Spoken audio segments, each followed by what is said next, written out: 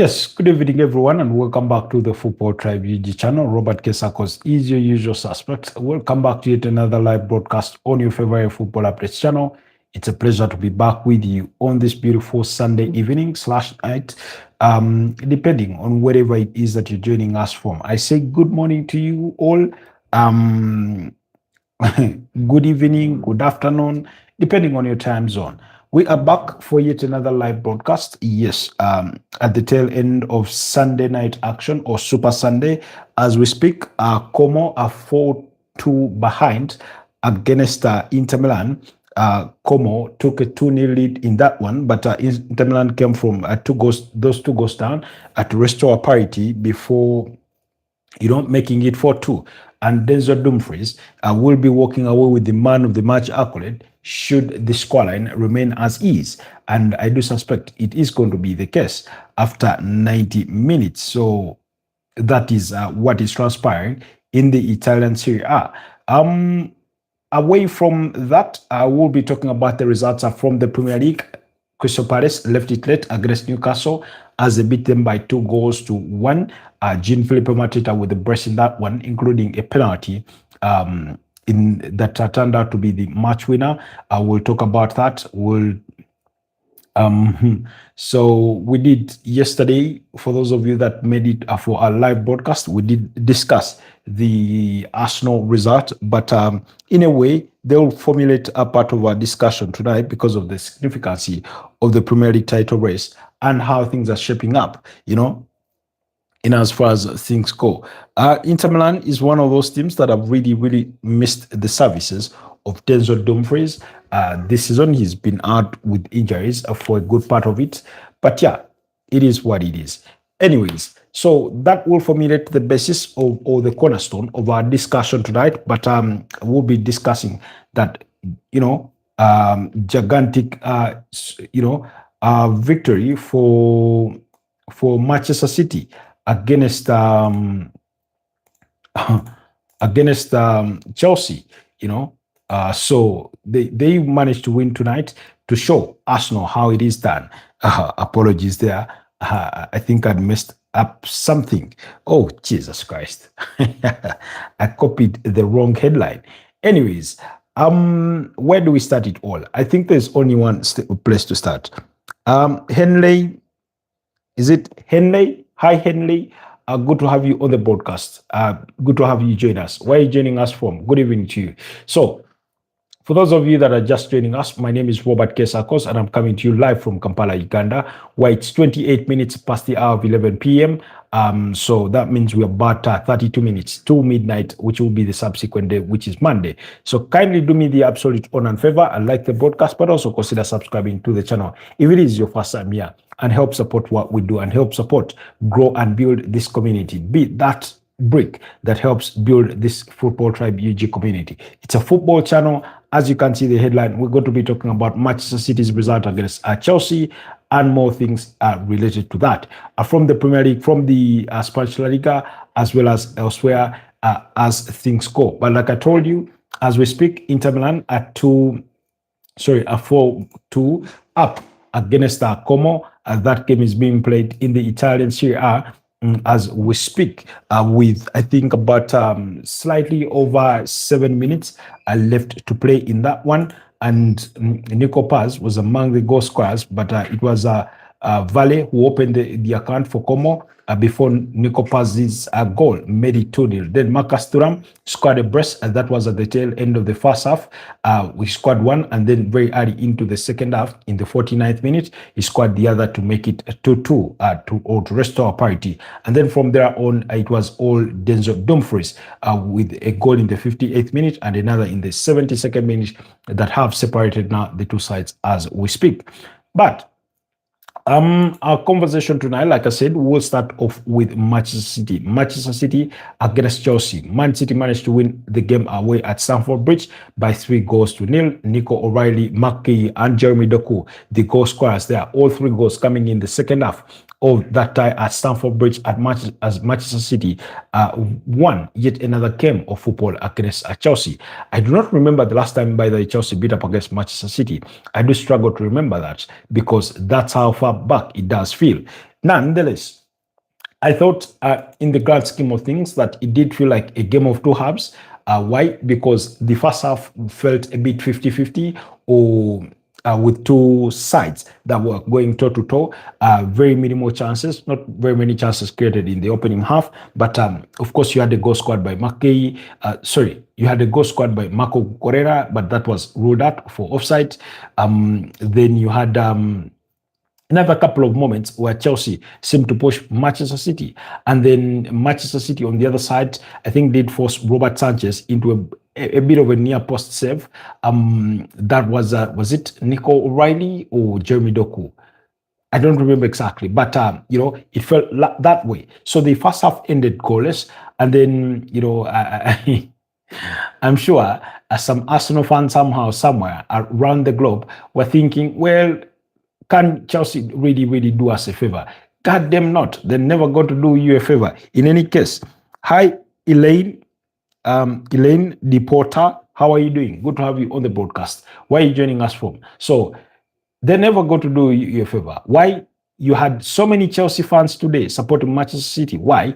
Because as London rivals to Arsenal, they would rather Manchester City win the league title than Arsenal do win it. Why? Because they want to retain the bragging rights of North London. Or London as a city in a whole. So that's the reason. That's the basis of it, or the background of it. So you had very many Chelsea fans. I won't say majority because I do not speak for majority of them, but a good number of them that I've seen their clips online. They were literally celebrating Manchester City goals, and I'm thinking to myself, does it have to be that bad, or do you have to be that desperate? First of all, I don't know, and there's a prominent Chelsea fan. Okay, maybe not prominent, but a guy that does this kind of work that I do, maybe more experienced than I, Roy Jennings, who said he would rather they miss out on anything related to Europe for as long as it means Arsenal do not win the Premier League title. Well, it does sound like, it does look like, it does appear like, or it does feel like his prayer is coming to pass. Not yet over the line, but at least things are shaping up to be that way. And the reason as to why I say that is because we know for a fact that Arsenal lost yesterday against FC Bournemouth by 2-1. An embarrassment. Why? Because Bournemouth took Manchester City's blueprint from the Carabao Cup final as Man City beat Arsenal by 2-0 and transposed it into their own template away to the Emirates Stadium and basically deployed that and managed to beat Arsenal by 2-1. Now, what does that tell you? It simply means that Arsenal learned nothing and forgot nothing from that Carabao Cup final. Yet, the Carabao Cup finalist in the opponent of Manchester City who won the piece of silverware is their next opponent next weekend. Now, I do not think I am in a position to lecture Mikel Arteta about these things. Why? He is the coach. My expectation is that he knows better than I do, and that is a given, that he knows better. The unfortunate bit maybe is that how is it possible that he does not see the obvious things that majority of Arsenal fans see? How is that possible? How is it possible that you have a coaching staff, Gabriel Hens,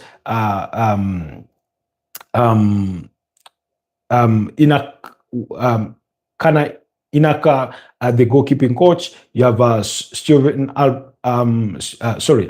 Stuvenberg. Meanwhile, Como have scored from the penalty spot to make it 4-3 as we speak. We still have a couple of minutes left to that one. Jan Sommer, dived in the right direction, but he could not pull off the save from the penalty spot. So it is 4-3 in favor of Inter Milan against Como.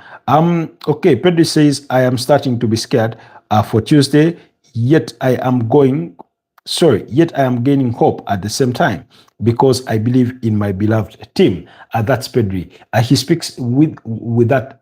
He writes those comments in reference to the fact that his team Barcelona play Atletico de Madrid next week on, I think, Tuesday? Yes, in the reverse fixture of the quarterfinals of the UEFA Champions League. We'll get to that in the course of perhaps starting maybe even tomorrow. But it's a very, very important fact. Maybe for now, Pedri relish in the idea or in knowing for a fact that you're going to win the Spanish La Liga title for the 29th time of asking and for Hansi Flick's second season. Maybe for now, bask into that. So back to that, to digress a bit back to the Chelsea Manchester City game. So, like I said, by halftime, some Arsenal fans were really, really hoping against hope that as Chelsea would do them a favor and force Manchester City into dropping points. Unfortunately for Arsenal, and this is very, very unfortunate. Why? Because they have dipped in their own form at the time when Manchester City are picking theirs. Why? Arsenal have lost 3 games in 4 competitions. Have lost 3 games in 4 games. That is across 4 different competitions, by the way. Really, Manchester City on the other side are hitting in their stride. First of all, they kicked off by beating Arsenal themselves 2-0 in the Carabao Cup final, went and blew away Liverpool in the quarterfinals of the FA Cup by 4 goals to 0, and now they've just beaten up at Chelsea. Now, let me tell you this. If optics are everything, then Manchester City have pulled off the masterclass. If sending a message is the gist, then if sending a message is the gist of all this, then Manchester City have pulled off a masterstroke. How and why? Because they've beaten up against 3 of the biggest teams in the Premier League in 3 consecutive games. Now, if those Manchester City players needed any form of motivation, any form of pep talk to believe in themselves that they can do things, actually, Manchester City could win the treble this season, the domestic treble. Like I said, they won the Carabao Cup.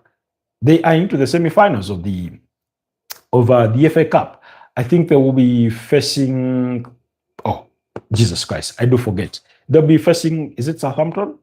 Yeah, I think they'll be facing Southampton because the other one is between Chelsea and Leeds. Yes, Chelsea will be up against Leeds.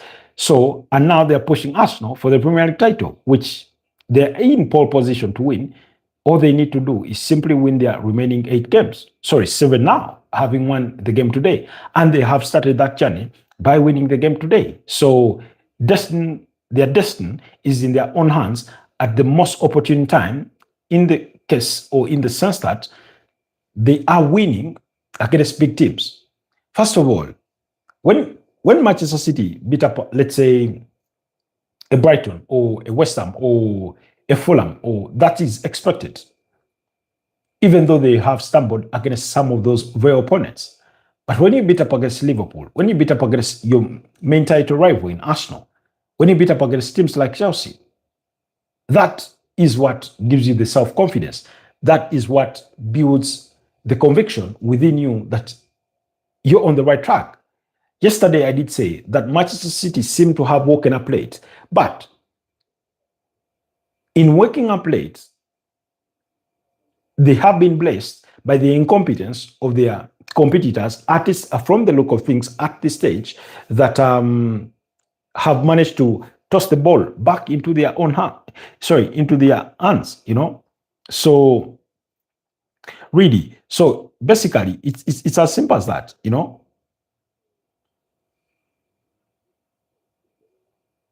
So really, nonsense. Anyways, apologies on that. I was reading some comments. So really, so it felt that way when you look at the game. And the one thing I've observed about Manchester City is that they're not using a lot of energy they've not used a lot of energy to beat off teams. They've simply been tactically good. They've dominated in key aspects that they need to be dominant in. Sometimes they make it look easy when it shouldn't be. At least that's what it felt like, for a good part of it. So it's been brilliant. So today they had an XG of 1.89. Like I said, Chelsea had a 1.14. And yet they did not get a single goal. They only had 3 attempts on target, 4 off target, compared to Manchester City's 8 on target and 4 off target. Blocked shots were 5 for Chelsea and 6 for Manchester City, who dominated possession to the tune of 64%, compared to Chelsea's 36%. So that tells you how good they were on the day overall. And basically, they just blew away Chelsea in the second half. When you look at I think the first goal, Nico O'Reilly's marker is similar to what Bukayo Saka did against Nico O'Reilly as they lost the Carabao Cup final. You're marking Nico O'Reilly, a ball is crossed in, and you're not even competing for that ball to head it. You basically hand it to him or give it to him on a silver platter without competing for the ball. Never mind that, I forget, was it Andre Santos that was marking Nico O'Reilly? He looked to be of a diminutive height compared to his, a marker. So really, it looked poor, it looked bad. Then you look at the second goal, which was scored by McKay. Again, the Chelsea backline is caught napping in that moment. The caught sleepy as Ryan Cherki provided that second assist of the night for himself. They were caught napping, and they were caught flat-footed. He plays the line-breaking pass. There's a hesitation. Marco Correa realizes a little too late that, oh, Jesus Christ, McKay is in free space, and before they know it, he's already slotted the ball beyond the reach of Robert Sanchez. Then you look at the third goal, Chelsea trying to build from out of the back. Moises Caicedo, all with his confidence, instead of turning in the offense, he fails to make the turn and remains in the sort of first at the back of his own goal. He's closed down by two Manchester City players. He concedes possession, and bang, Jeremy Doku goes on to score, and it's 3-0. And by that point, the game is definitely out of reach. Hi, Adash. Good to have you back on the channel. Adash does join us, I think, from India. So really, how best can I put it?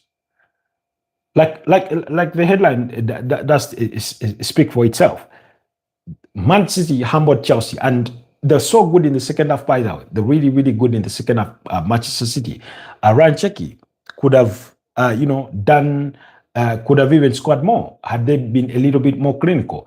Again, when you look at the first goal, they used Brad Erling Haaland as a decoy. He has two players marking him at sort of the back end, not the back post, but like the back end of the 6 yards box and things like that. Are you a football player? No, I'm not a football player. Thanks for asking, Adash. So I'm a football enthusiast. That's how I'll put it. So they use him as a decoy. He has two players marking him, and basically that's it. So then Nico O'Reilly, who is sort of in the middle of the park, in terms of that defensive space, for example, if you are lining up for a cross, consider the first cohort of players at the forefront, then the middle park, and then the ones at the back end. So he's in the middle there, and typical of what really, really happened with the Arsenal, So, and he scores really a beautiful goal. So Man City are looking good. They're scoring the goals. They're not conceding goals, because that's 3 games in a row that they've won, scoring a total of 9 goals. Yes, without conceding any. What does that tell you? They're being very effective in whatever it is that they are doing. Offensively, they're looking very sharp. Defensively, they're not looking shaky, because teams are struggling to break them down. Yes, Liverpool had their chances against Manchester City, Chelsea, and so have Chelsea. They have their chances during the course of this game, today. But it hasn't spun out the way in other words, they were never able to get on the score sheet. Meanwhile, the game between Inter Milan and Como has finished a 4-3 in favor of Inter Milan. Inter Milan are ever edging closer and closer to winning the Scudetto for the second time in a row. Yes. So for the second time of asking, they're really, really looking closer to that. So 4-3, it finished between Inter Milan and Como. By the way, I think Como will take some positives out of that game. Sorry to deviate a little bit, but I do not think Como had ever scored a goal against Inter Milan up until today. And Inter Milan still have to play Como in the reverse fixture of the semi-final of the Coppa Italia. So remember that as well. Okay, are you from Africa continent? Where are you from? Yes, I'm from Africa. That's the continent. The country is Uganda. The city is Kampala. So thanks for asking, Adash. So and the region within Africa is East Africa. So Africa is the continent, sub-region is East Africa, Uganda is the country. Thanks for asking, Adash. Okay, let's run it back to the Manchester City game as we wrap it up. So Pep Guardiola must be really, really a happy man, must be really, really proud. Mark Gay was voted man of the match. Kampala is famous for Rolex, beautiful city, sometimes dusty, not the cleanest of cities, but a very beautiful city. Rains, beautiful climate or weather, sunshine, rains, etc. People, a city of happy people, very welcoming people. Some people have described it as a place of organized chaos because so many motorbikes in the form of boda boda. So, and things like that. It's a part of our mode of transport. So anyways, that's what is Kampala is famous for. Thanks for asking, Adash, even though it's not a football question. So, like I said, Pep Guardiola will be really, really pleased with his team, how they fared in those recent games. They've dominated every key aspect of the game as you would want it. By the way, they had a total of 18 shots on goal compared to Chelsea's 12, but 8 were on target compared to Chelsea's 3. So that's where the difference is. It's about it's not just about being good with certain aspects. I've always said this. When you are in this part of the season or in this, when you come up against such opponents, you must be very clinical with your chances because those chances will sometimes fall far between. Now, Manchester City are lucky that they are able to create the chances, and they did create a good number of them. Ryan Cherki, I think, now has about 10 Premier League assists? Yes, 10, second to Bruno Fernandes of Manchester United, who has 16. So a lot of people will think, oh, Fernandes is still stuck at 16. Yes, that's because they've not played plenty of football recently,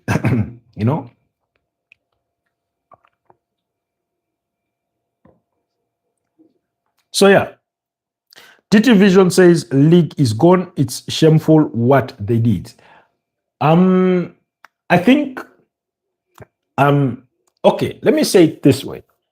A lot of people, Arsenal fans, Arsenal banter fans from the opposite side of teams, the likes of Man United, all other teams that wouldn't wish for Arsenal to win the league title, even those that had wished for them to win it, but are seeing them fall away, will feel it's gone. Why? It's largely because of how Arsenal play. It has nothing to do with the goodness of Manchester City or Man City picking up form in the right moment of the season. It has nothing to do with that. It has everything to do with what Arsenal have done and what they have failed to do. You go back to yesterday's game, and what is the criticism? The way they progress the ball. And somebody made a very interesting statement. It's the same observation we've all had, but the way he phrases it is very, very important for me. And I wanted to pick up on it because I've always phrased it in a different format. I've always said that Arsenal always seek safety first in their conservative way of playing, as opposed to taking the risk of going forward to try and win a game and score a goal. And I've always said that they sometimes play as if they are trying to score in the back of their own net. Now, somebody said they are okay risking playing from behind as opposed to risking playing on the fourth or on the front foot or in the opponent's half. When you watch Arsenal, they'll take all sorts of risks, passing that ball between defenders, central midfielders, and the goalkeeper. And sometimes you're going to see these risky passes. That's how they've conceded some of their goals, by the way. Against Man United, against FC Bournemouth in the first leg. In fact, even yesterday, because Gabriel Magalhaes was trying to play, I don't know, he doesn't qualify for a long pass and he doesn't qualify for a short pass, sort of medium pass, kind of. And then the ball is intercepted or won back by AFC Bournemouth and they go on to score. So we had a snafu moment between David Raya and Martin Zubimendi in the Brighton game. So why? They are okay taking the risk when building that ball from the back or when playing it out there between David Raya, the two center backs, and the full backs and the central midfielder. Oftentimes, Martin Zubimendi, who I think, by the way, needs to be put out of this team for a moment. Why? It's becoming too much for him. The pressure. I've seen him crumble in pressure games. I've seen him look shaky. I've seen him look... Now, he doesn't look shaky in the sense of he's panicking. How he looks shaky is with the decisions he's making. Very poor decisions. Sometimes he's been able to get away with them. Now, and that's how bad it is. So I thought that statement I relate with. They can afford risking, playing out of the back. They take all sorts of risks, play risky passes, but they cannot do that in the opposite side, in the opponent's half, with line-breaking passes, with through balls and stuff like that. Why is that the case? But that's all for Mikel Arteta. Pile that all on Mikel Arteta.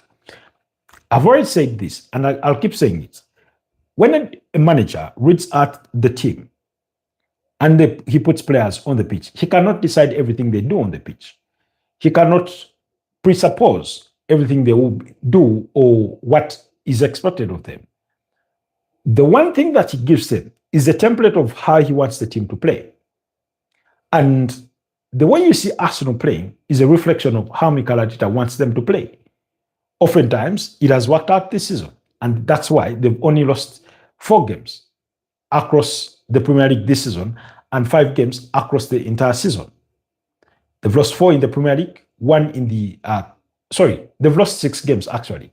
They've lost 1 in the Carabao Cup, that was at the final against Man City, 1 in the FA Cup at the quarterfinal against Southampton, and 4 games in the Premier League against Bournemouth, Aston Villa, Liverpool, and the other was against who?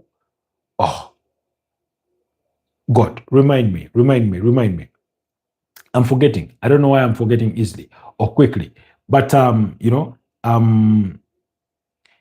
against Man United. Yes, Man United is the other opponent. So the question is, why not risk it in the reverse? So it's very, very typical of that. Whether it's been Martin Odegaard on the pitch, whether it's Eberechi Eze, whether it's... And then the question goes back. I digress back a bit to Martin Zubimendi, So TT Vision, I understand your disappointment. I think it's the disappointment every Arsenal fan carries out there. You say, nothing you say can excuse this Arsenal team and the manager. Exactly. There's no excuse. There's no excuse for them. In fact, there's no explanation for them. That's how bad yesterday they looked. Oftentimes, when teams lose, away from the emotional perspective of an everyday fan, as a tactical person, or as a person that looks beyond what an irregular fan sees, you sort of scan out and see how the team lost the game, explain or justify why they lost. And oftentimes, it's because the opponent was better. Sometimes it was because the opponent exploited key moments of the game or the crucial moments of the game, not because they were overall better to win a game of football. That's how games are won. You're either you're either very good and better than your opponent, or you capitalize on the key moments that define the game. Those are the only ways you win a game of football. There's no two ways about it. There's no other way about it. So, like I said, what Bournemouth did was, and this was a Spanish manager versus another Spanish manager, Andoni Iraola on the other side versus Mikel Arteta. What Andoni Iraola did was go and watch the game, the Carabao Cup final, and watched it. Now, remember, when he watches it, he looks, what do Arsenal? How do I beat this Arsenal side? And looked at Manchester City's template. Press them, but do not commit players onto where the ball is. Just stay in position waiting. until they pass the ball to the midfielder. Eventually, they're going to make a mistake, or you'll force them into a mistake and, win the game. So basically, that's what they did. That's what they did, and it won them the game. So, it wasn't rocket science. It's not like they invented any new, very good tactic that you'd want to look back and say, well, Bournemouth were really, really ingenious in coming up with this. That wasn't the case. That's why I said, in reference to that game, is that Arsenal learned nothing and forgot nothing from their game against Manchester City. And the sad thing or reality is that they are up against the same opponent next weekend. As though to add Arsenal to injury is that they have a game in the midweek against Sporting CP. Really, that game is at home. It's going to take a good amount of energy off of them.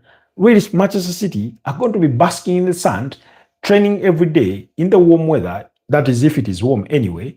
And preparing for that one key game.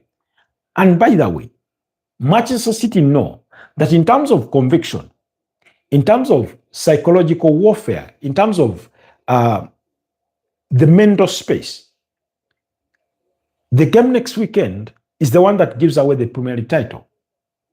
It either gives it to Manchester City or it gives it to Arsenal, mentally speaking. Because if Man City win that game, Arsenal will know that they are good and done. They'll know that it's all over, basically. Not because mathematically it's over, but mentally. They'll no longer have, they'll have nothing to believe in. They'll have nothing to believe in. Their mental strength, their fortitude, their psychological orientation will be destroyed if they lose that game.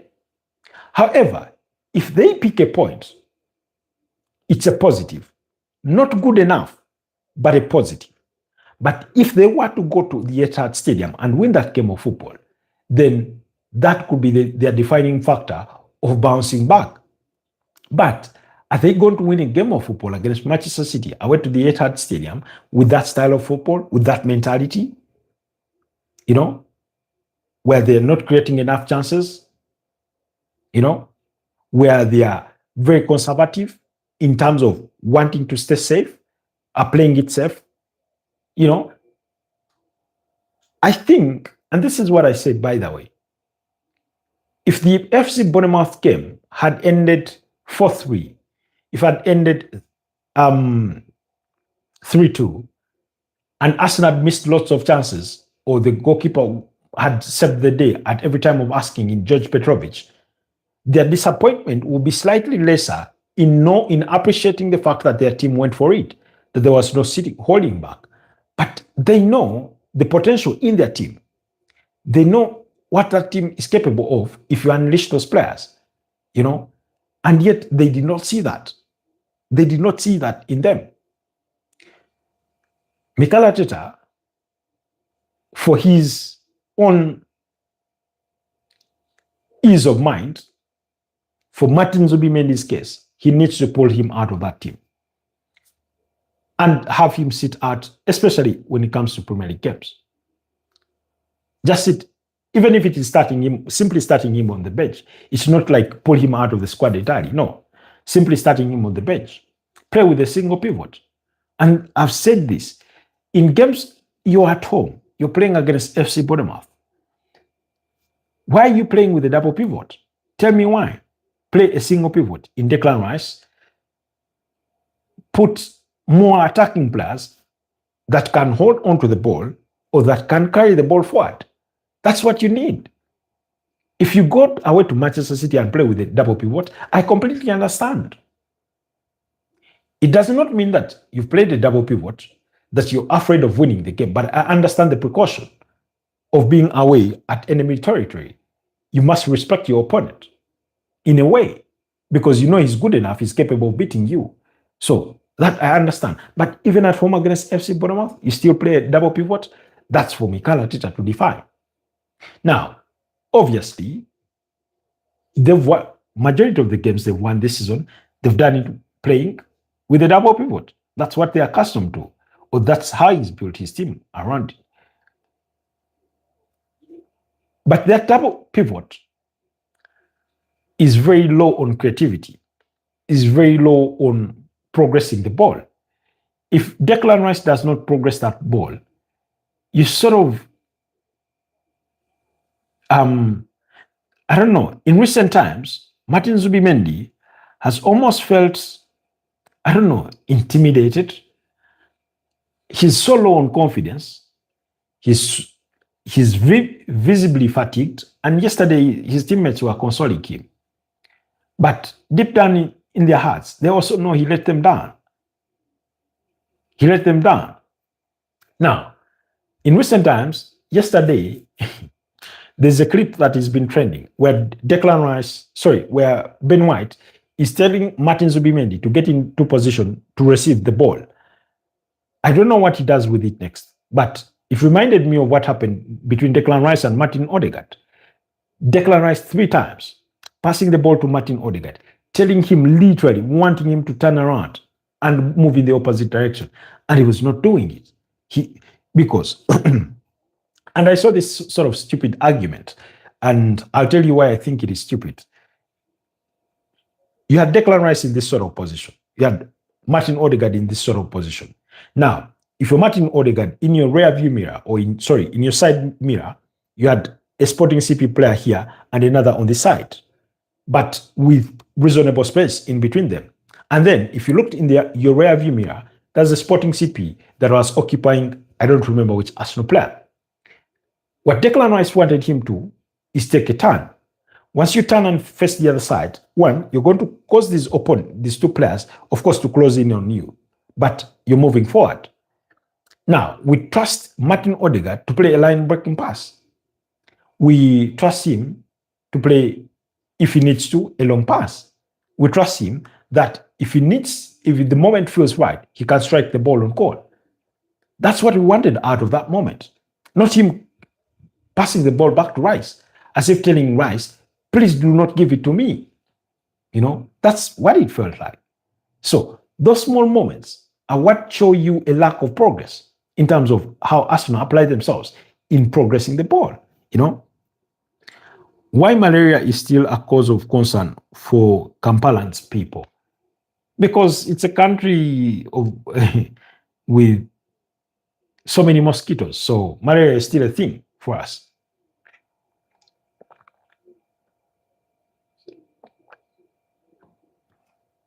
So yeah, basically, that's what it is. The confidence in Arsenal fans was shattered yesterday. It was broken to pieces. If they had played brilliantly well and had not won, yeah, an iota of belief would still be in many of the Arsenal fans. But because they did not play well, those same fans are the ones thinking to themselves and wondering, if we played like that at home against FC Bournemouth, what are we going to do away to the Etihad Stadium? What are we going to play? Now, you remember when I said Bournemouth picked the Manchester City blueprint? This time around, it was David Raya standing on the ball. To do what? Put the ball forward. Let the forwards fight for that ball and make something of it. It's nothing to you if you're stepping on it. Because it's not like Arsenal had a moment where they led the game. That in that moment when he did what he did, he was trying to sort of hold on to their lead. That's not the case. So there's no sense of urgency in Arsenal to try and win the game, to try and take the game to Bournemouth. In other words, in any case, they appear to be more afraid to concede more goals if they are to play. You know, if your parent whips you, and they normally have a whip somewhere in the corner of the house, you think to yourself, maybe if I hide it away, the idea of them beating me will not come easily to mind. Or they will not remember that, oh, I even have a whip in the corner. Basically, that's how Arsenal behave. That if we progress this ball, we're going to lose it, and then we're going to concede. So it's like they live in that sort of constant fear. It's like some bubble of some sort. So then you have the goalkeeper having the ball and stepping on it. It's not like Arsenal goalkeepers are the only goalkeepers that do it. No, that's not the case. But for Arsenal, it seems intentional without telling us what's next. You know? In what's next is that you've been passed the ball. And I said this yesterday. Go long. What Manchester City did is that they left the goalkeeper in the final, Kepa Arrizabalaga, William Saliba, Gabriel Magalhaes, with the ball. They came in the press of 4 players, but they were not overly committing to the ball. Now, as though to try and attempt, it forced Arsenal to try and play, to go long, to find their midfielders. Because you had a line of Arsenal backline, you had a line of 4 players for Manchester City, and then you had 2 Man City midfielders. And then what that means is that you're asking your central midfielders to come back in so deep to try and receive the ball from the defenders. Gabriel Magalhaes is capable of a long pass. So is William Saliba. So is Pierre Hincapié. So is Ricardo Carafiori. So is any player on the pitch. Distraction says, hello, sir. Hello, Distraction. Jesus Christ. Why do you call yourself Distraction? Good to have you on the channel. I kindly like the broadcast, but also consider subscribing to the channel. I see it is your first time here. Stefan Morris is asking, which chat is back? Do you remember me? Obviously, I do, Stefan. I hope you're doing okay. So, when Arsenal's problems, Arsenal are the architects of their own failure or their own downfall. And I said this the other day. Sorry, I've said this all season, that because it's a statement that I found to be true, that I picked off of somebody. I forget who. He said Arsenal are their own best friends and their biggest enemies. Basically, that's how he defined it. I'm back in England now as well. Okay, good to know. Back from Turkey, was it? Okay, so when you look at the first goal, Noni Madueke does nothing to track to track Adrian Trafford. Ben White is caught out of position. William Saliba is very unfortunate that the ball bounces off his foot and ends up on the back end of the post. Now, in that moment, I'm asking myself, where is Maz Lewis Kelly? He was the left back. He's marking Junior Kropi, but then he lets him go at some point before the ball is even out of play yet, you know? So that's how bad they were. Like I said, I did feel for them once I saw Maz Lewis Kelly in the starting level. Not because he's bad. He's just not had a good season. Because he doesn't play very often. And then my issue with him is oftentimes he takes the unnecessary risk of wanting to be overly confident on the ball when he doesn't need to. Sometimes, what time is it there? It's 10 minutes past midnight. So in other words, it's already the 13th of April on our side.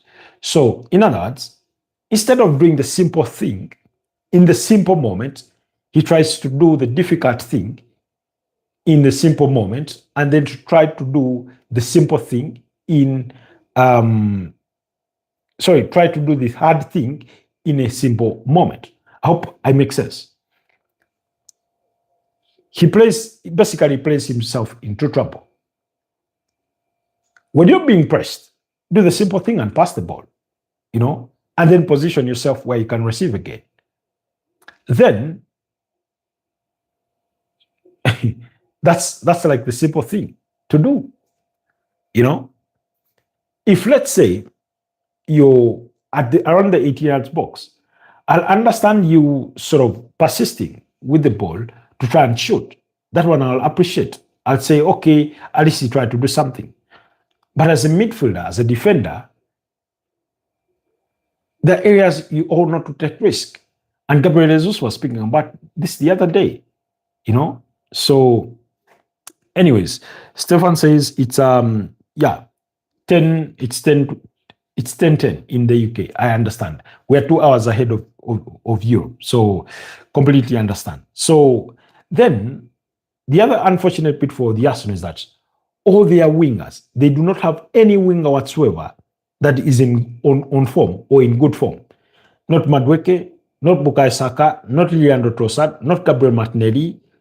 I'm not sure I can include Max Doman because of the limited sample space. He's not played that many games, and it's not like he's looked that bad, You said Turkey is the same time as you, though. Yeah, Turkey. That's true. Because I remember Safa Ali, the fan from the Fenerbahce fan from Turkey, used to tell me just as much. So thank you so much for that kind reminder. So they have all their forwards so off form, but then the off form is not them, let's say, delivering on goals and assists, but still they're so off form that they've lost the confidence of trying to try as much as possible to make things happen. They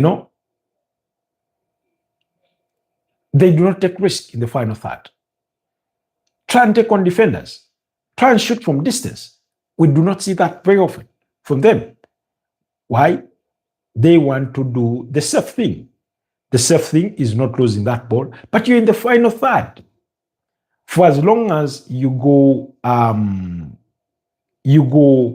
closer to the D, for as long as you're closer to the D, that's all that space around the D, immediately outside the 18 yards box. That's your zone to take all forms of risks, and trust that you have defenders and midfielders that are going to cover up if need be. That when you lose that ball, you're going to go and help with the press in helping to win that ball back, but at least you're going to take the risk. But they're not doing that. So unfortunately, like Titi said, there's no explanation about Arsenal based off of yesterday's result.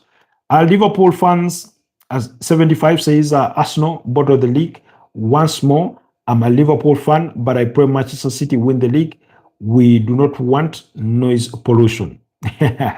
As a Liverpool fan, I don't know, you do not want noise pollution. I don't think you would even suffer from noise pollution. But again, this for me reminds me what I've been experiencing across majority of this season. And you see fans, for example, Tottenham fans would rather their team be relegated if it means Arsenal don't win the league. I don't know what school of mentality that is, or what kind of mentality that is. I don't even know. For the other fans, for Chelsea fans, when you have European football at risk and you'd rather Arsenal lose the league and miss out on European football, again, I do not understand that. Let me give you an example in terms of footballing rivalry. In Uganda, the biggest football rivalry is between Arsenal and Manchester United fans. So it's Man U versus Arsenal. That's the biggest rivalry in English football that they know. That's all that matters to them. Nonetheless, no, maybe it's because I've not experienced it. Maybe someday I will. I do not think an Arsenal fan would sacrifice the beauty of winning a Premier League title if it meant coming at the expense of Man United getting relegated. And I do not want to believe that the reverse is true. I don't think that a Man United fan would rather miss out on a Premier League title if it meant Arsenal getting relegated, you know? So that's a bit odd. But yeah, from the look of things, Arsenal bottling it. But like I said yesterday, the same way the entire world is saying Manchester City just need to win all their remaining games to win it, it's the same thing that Arsenal need to do. It's that simple. It's that simple, you know? So, and by the way, forget not, it is still within Arsenal's fans until it is not. Because Man City have that game in hand. If they win it, they're within 3 points behind Arsenal. But then again, like I said, the most important game that is going to determine the title is coming next weekend, April the 14th. When you support a team and it loses a game of football, and this happens perhaps even in other spheres of life, you hope, you wish, you pray that the clocks would be rewound and go back to that moment before the game starts and begin it all together, so that maybe you avoid the costly mistakes from what you've just watched. Allow me to say this. Today is Monday, the 13th of April, officially in Uganda, 2026. Man City will beat Arsenal at the Etihad Stadium. Unfortunately, I do not have anything to bet. Otherwise, I would have placed maybe, if the result would go otherwise, I'd put something up for grabs on the channel. But that's my conviction. That's what I think is going to happen. Man City are going to beat Arsenal next weekend. Next weekend, we're going to see Arsenal do nothing different from what they did in the Carabao Cup final. We're going to see Arsenal do nothing different from what they did against FC Bournemouth. Why? Because it's the same Arsenal. It will matter less if there's a change in player profile, because even the players that were absent are still part of the same group. They may give you different advantages. For example, if you had Ricardo Carafiori ahead of Maz Lewis Kelly or Pierre Hincapié, you know, or otherwise, it may give you a different level of competitiveness, but it will not change the core or the blueprint based on which Arsenal play. That's the point I'm trying to make. That you may have an improvement in quality in terms of players that start on the pitch, but it's not going to change the template. If they are going to play itself and not risk it, that's what you're going to see, the continuation of. Arsenal fans have spent the entire season envisioning a point where their team goes into a burst of form with some, in the sense of blowing away teams, beating them 3-0, 4-0, 4-2, 4-1, 5-2, 5-1, that kind of scoreline every now and then. But it's not happened. You know, it's not happened. So, anyways, the question will be on how they bounce back. When they lost to Manchester City, the question was, how do they bounce back? They did not. They lost to Southampton. After losing to Southampton, the question was, how do they bounce back? Survived narrowly away to Sporting CP and appeared to have bounced back. Well, Bournemouth just showed, well, it's not yet the bounce that you need because they caused the upset. And after playing Man City, they'll be up against Newcastle. So, yeah. Are you Dennis Onyango? No. Dennis Masinde Onyango is a famous Uganda Cranes goalkeeper who also features for Mamelodi Sundowns. So, yeah. Anyways, let's forget not. Manchester United are in action tomorrow night at 10 p.m. against Leeds United. Levante will be against Getafe, while Fiorentina will take on Lazio. That's for the games that will be coming. Then, as we speak, FC Porto are 3-1 up against Estoril. That's in the Primera La Liga. Sorry, Liga in Sporting CP. So, quickly, in the other results, like I said, Crystal Palace left it late as they beat against Newcastle by 2-1. William Osula, the goal scorer for Newcastle there, while Jean-Philippe Mateta scored a brace in the 80th minute with the equalizer, because William Osula's goal was in the first half. But in the 80th minute, he did score to restore parity, with Tariq Mitchell providing the assist, while he scored also from the penalty spot in the 4th minute of stoppage time to win it for Crystal Palace. Then Nottingham Forest and Aston Villa shared the spoils in a 1-1 draw. Remember, Forest also drew against FC Porto in midweek. An own goal from Moriro in the 23rd minute had given Aston Villa the lead, while Nico Williams scored to restore parity in the 38th minute. That means Nottingham Forest at least picked a point this weekend. Then Sunderland managed to beat up against Tottenham Hotspur by 1-0.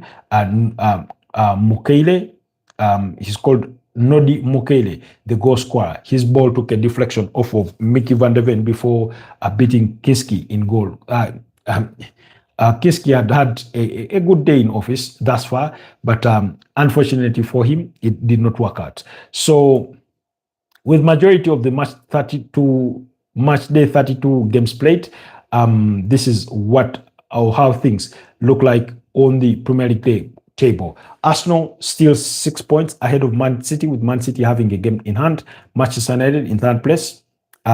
So Arsenal 70 points, Manchester City 64 points. I believe majority of you know what the table is. But I said Tottenham are now in the relegation zone officially, following West Ham United's 4-0 victory against Wolverhampton Wanderers. That was on Friday. So Tottenham need to start winning games as soon as yesterday. Did you know that Turkey is the same time as your time right now? Yeah. That's true. Safa Ali used to tell me just as much. So, thank you, Stefan. So, I mean, West Ham, meanwhile, Arsenal still have West Ham to play, Do you know anything about the upcoming FIFA World Cup?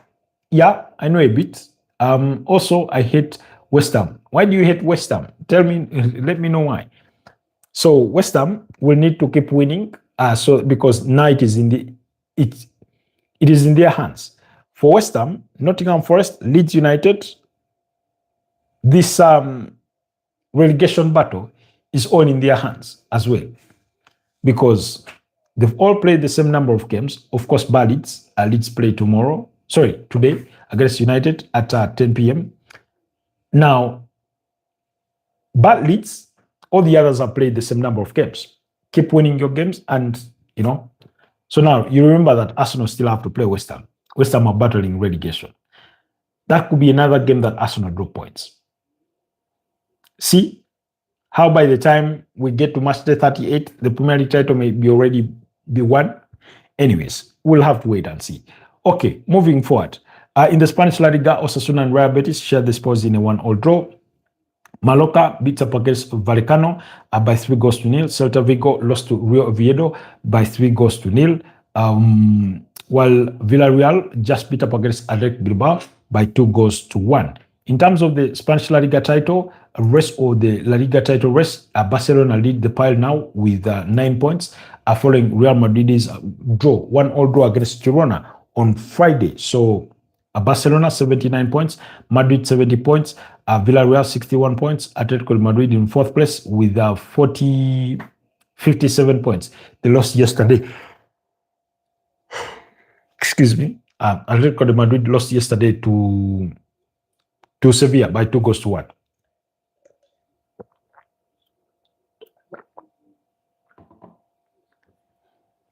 A good section of their team was academy players. Why they rested majority of their players waiting to play Barcelona in midweek. So, Ada says, who is Aziz Kayondo? Aziz Kayondo is one of the best Ugandan left backs that you can watch. in recent times. So yeah. Okay. In terms of the relegation zone for the Spanish La Liga, still Levante at bottom, Real Oviedo second from bottom. Even though Levante have a game to spare, Elche from the bottom three. Which Uganda left back? Left back, as in he's a football player. That's what I mean to say. He's a football player.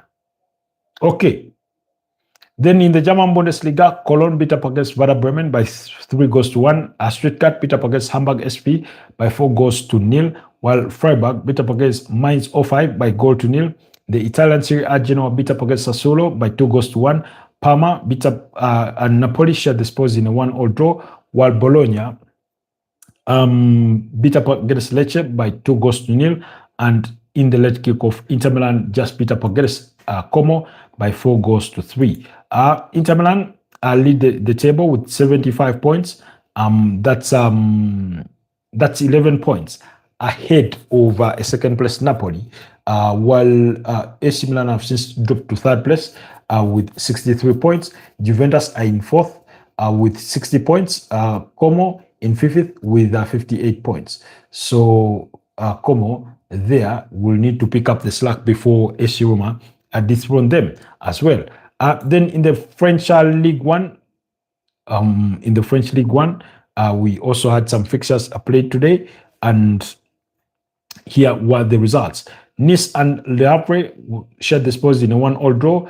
Toulouse lost to Lille by 4-0, while Lyon beat up against Lorient by 2-0. So in terms of the standings there, PSG still lead the pile with 2 games to spare now. Sorry, with 1 game in hand.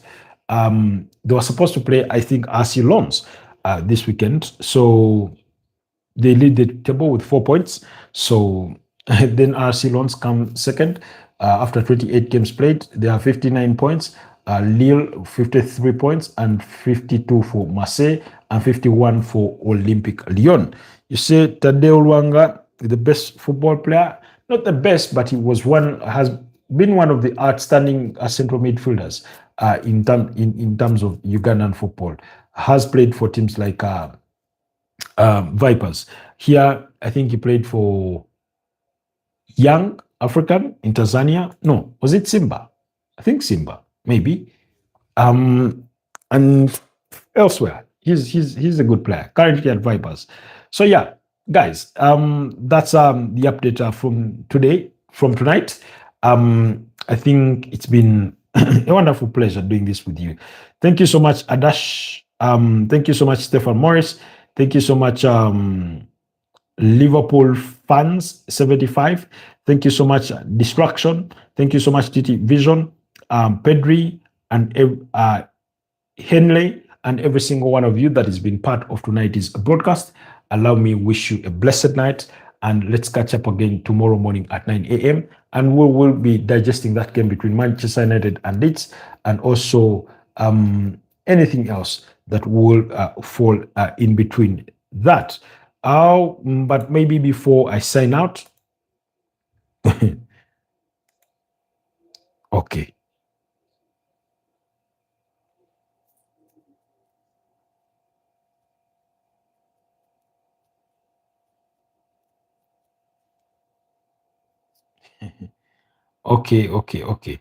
Liam Rassini was speaking in the aftermath of the game, and he said something like, even Pep Guardiola and Jurgen Klopp, they had a year to solve things out.